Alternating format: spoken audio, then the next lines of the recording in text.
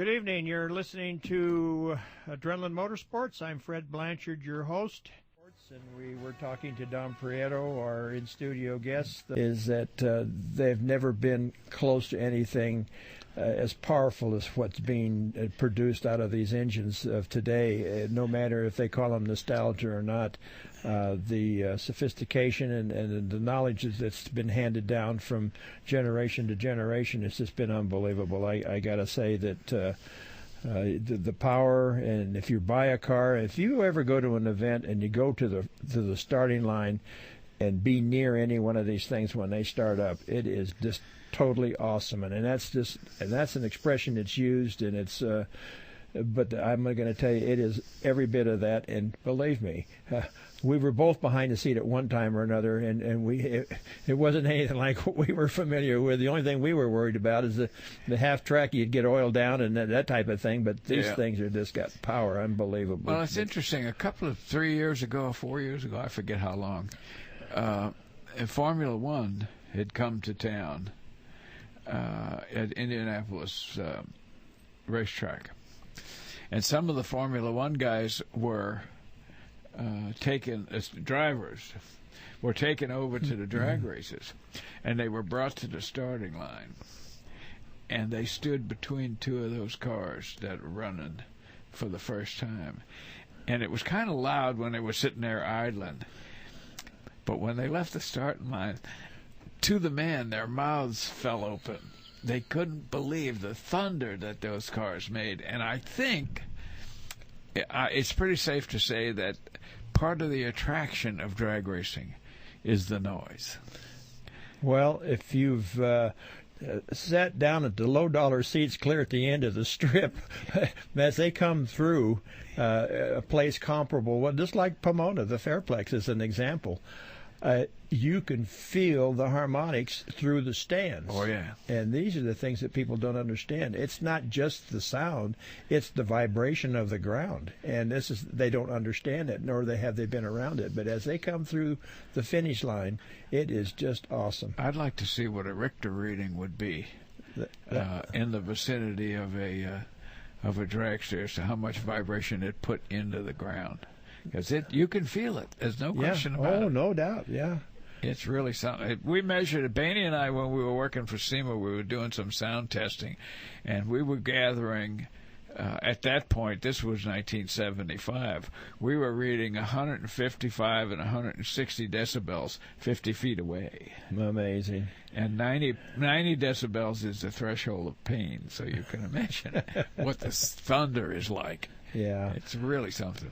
Well, I got to tell you, this has been quite an eventful program. I really appreciate you coming and talking to us about all the cool things. And you got to remember, folks, if you want to see a spectacular show, take a trip, spend some time, take a trip to Formosa, California, which is right outside of Bakersfield.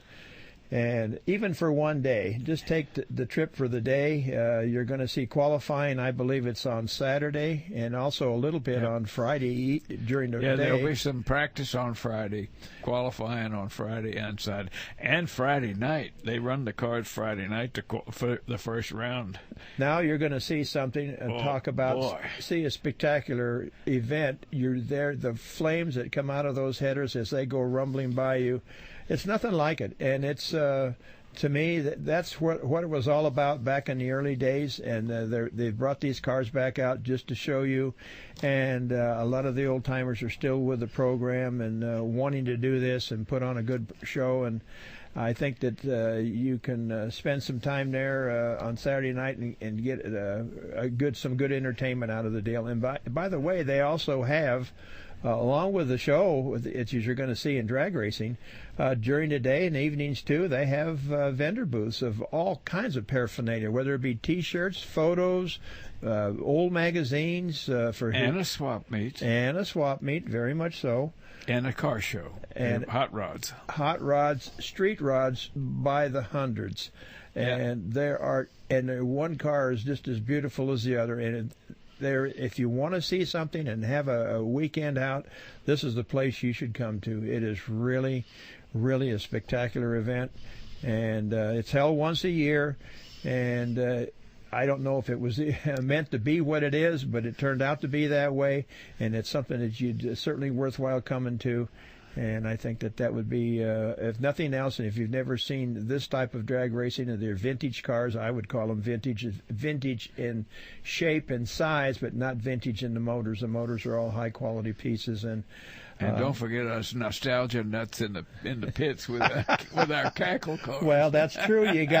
There is a whole area set aside just for the cars that they fire up intermittently, and you hear them run. And randomly, actually. Well, in fact, they did that.